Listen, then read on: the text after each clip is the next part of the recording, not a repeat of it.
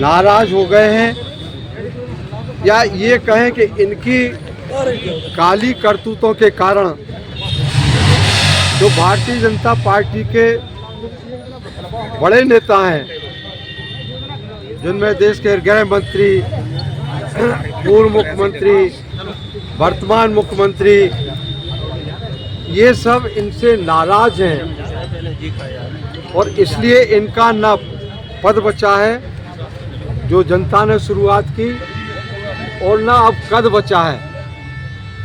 उस कद को बचाने के लिए अब ऐसे भारतीय जनता पार्टी के नेता अपनी पार्टी के खिलाफ, अपनी सरकार के खिलाफ विपक्ष का काम कर रहे हैं।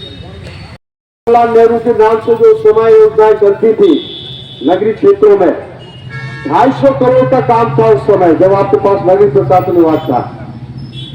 तो 250 करोड़ में उसमें डायरी में लिखा था, वो पूरी डायरी हमारे पास है, आपको हम दिखा देंगे, जब आप हमसे कहेंगे तो दिखा देंगे। इनकम टैक्स डिपार्टमेंट की हमारे पास रिपोर्ट है, वो उसमें आपको वहां की जो मेयर थी उसका परसेंटेज था, लिखा था। जैसे आपका मिनिस्टर तो एम संकेतों में लिखा था, सेक्रेटरी फलाना सेक्रेटरी तो उसका जो शुरुआत में जो नाम है उसका अल्फाबेटिकली पहला नाम। आपने 2 कंपनियों से जो तमिलनाडु की थी उनसे आपने 27.5 करोड़ रुपए आपके नाम से लिखा था कि आपने कमीशन लिया 2 कंपनियों से, और आपने वो पैसे ऐसे लिया था कि आपने डबरा के किसानों के नाम से जीसीबी, जो आपके कौशल शर्मा जो कॉर्पोरेटिव बैंक के अध्यक्ष थे, आपने डबरा ब्रांच पीसीबी ब्रांच में भोपाल से 8-10-12 किसानों के खाते में पैसा डलवाया, करोड़ रुपए डलवाया आपने, 9.5 करोड़ रुपए। जब इनकम टैक्स डिपार्टमेंट ने इसकी जांच की, उन किसानों को बुलवाया, इनने वहां भोपाल में जमीन खरीदी थी, बहुत महंगी जमीन किसानों के नाम से। तो किसानों से इनकम टैक्स डिपार्टमेंट के अधिकारियों ने पूछा कि ये आपके पास इतना पैसा कहां से आया? तो उन्होंने कहा पैसा हमारा नहीं है, ये तो मंत्री जी का पैसा है। घटना और इस तरीके से प्रवेश हुआ है कि तमाम सारे हमारे नौजवान उसमें लिप्त हो गए, उसमें फंस गए, और तमाम परिवारों की आर्थिक स्थितियां गड़बड़ हो गई। छोटे छोटे बच्चे आत्महत्याएं करने लगे, जेल यात्राएं हुई हैं बच्चों की आईपीएल के सट्टे के कारण। और हम तो कांग्रेस के लोग विपक्ष में हैं, उस समय विपक्ष में हुआ करते थे। आदरणीय नरेंद्र भारती जी और मैंने विधानसभा में चुनाव 2008 में लड़ा था।